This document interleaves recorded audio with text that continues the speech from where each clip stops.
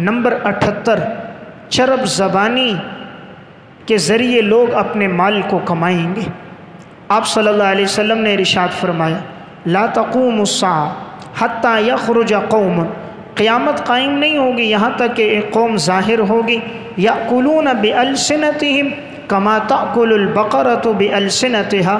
وہ اپنی زبان کے ذریعے اس طرح کھائیں گے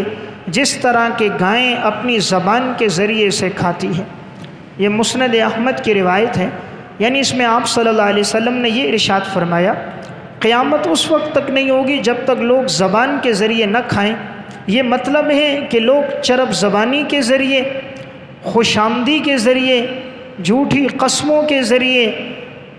اور اس طرح کی ایسی باتوں کے ذریعے جس سے دوسرا آدمی اس کی طرف فوراً مائل ہو جائے، وہ اپنے کاروبار کو اس طرح ترقی دے گا۔ آج آپ دیکھیں یہ بات بھی موجود ہے، لوگ اپنے سامان کو چرب زبانی سے بیچتے ہیں،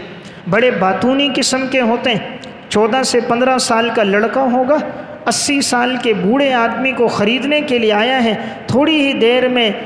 ایسی چیزیں اس کے سامنے رکھ دے گا، اتنے اس کے فضائل اوصاف بیان کرے گا، اسے سمجھ ہی نہیں آئے گی اور جو چیز لینی تھی وہ چھوڑ دے گا، غلط چیز اس کے حوالے کر دے گا۔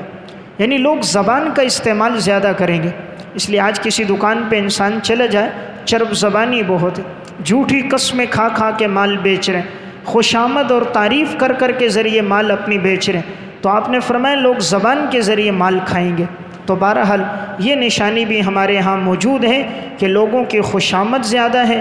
غلط بیانی عام ہے، جھوٹ کثرت کے ساتھ ہے اور وکالت کر کے اس کے ذریعے سے اپنے مال کو بیچا جا رہا ہے۔